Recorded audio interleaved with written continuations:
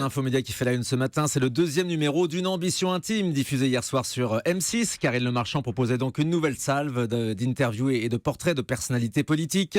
Jérôme Ivanichenko, bonjour. Bonjour Thomas. Ce numéro a encore été très suivi, même si c'est moins que le premier numéro. On peut rappeler l'audience. Oui, et c'est transformé pour une ambition intime. Hier soir, M6 a rassemblé 2 675 000 téléspectateurs, soit 11,4% du public. C'est moins bien, vous le disiez, que le premier numéro diffusé il y a un mois et qui avait attiré 3 millions de personnes. Mais ça reste à un niveau élevé pour cette case du dimanche soir. Cette fois, c'était Alain Juppé, François Bayrou, François Fillon et Jean-Luc Mélenchon qui se prêtaient au jeu des questions-réponses sur leur vie personnelle, au jeu des confessions un peu dégoulinantes au coin du feu, un verre de rouge posé sur la table basse sur fond de musique doucereuse, un exercice à mi-chemin entre le Fréquence Star de Laurent Boyer et le vie privée, vie publique de Mireille Dumas.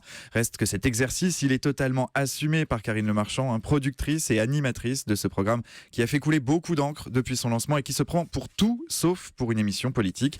Ils sont nombreux, les candidats à l'Élysée, à répéter que l'élection présidentielle est avant tout la rencontre d'un homme ou d'une femme avec un peuple. Et bien justement, c'est ce fil de l'humanité que Karine Le Marchand veut tirer avec son émission et force est de constater que ça fonctionne en audience en tout cas. Alors hier soir, qu'a-t-on appris sur ceux qui rêvent de l'Élysée ?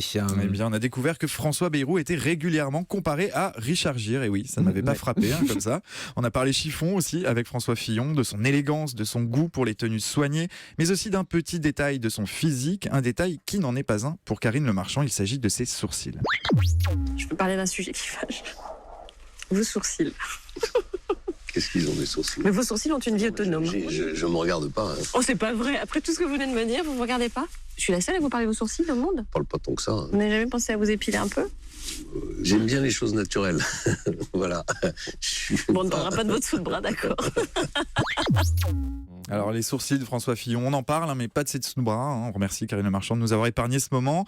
Dans ce deuxième numéro d'une ambition intime, on a aussi appris que Jean-Luc Mélenchon a un petit cœur qui bat. L'animatrice interroge le candidat du parti de gauche sur sa vie de famille et elle montre 2 photos à la caméra. Une où Jean-Luc Mélenchon pose avec sa fille, une autre où il tient sa petite fille dans les bras. Ça, c'est ma petite fille. Bon, c'est banal, quoi. Tout homme qui... Ah non, c'est votre regard, c'est plein de tendresse. Alors, j'ai du mal à croire qu'on vous ait donné cette photo, mais si vous l'avez, c'est qu'on vous l'a donnée. Ah oui. Parfois, vous vous culpabilisez de pas vous être occupé plus des vôtres? Ah bah ouais, comme tout le monde. Comme tout le monde. Mais il faut pas...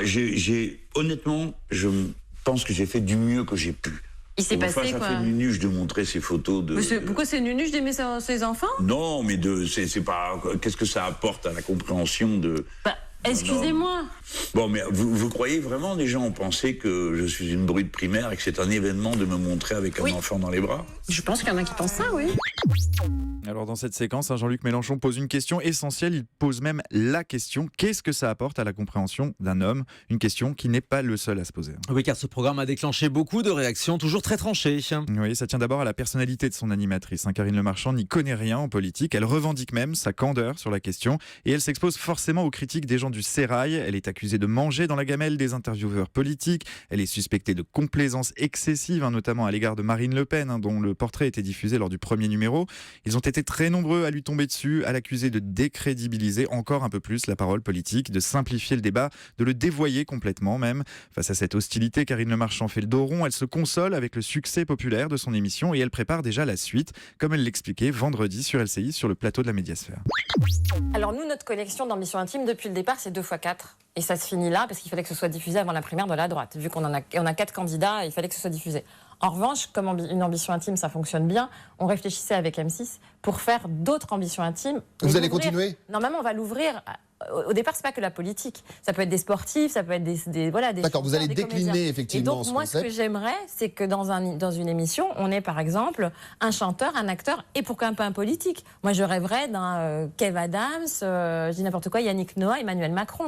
Voilà, donc on devrait revoir une ambition intime. Oui, effectivement, une ambition intime, ça n'est pas fini, mais en mélangeant des personnalités politiques à des artistes, Karine Le Marchand peut d'ores et déjà s'attendre à une nouvelle vague de critiques. Merci beaucoup, Jérôme Ivanichenko.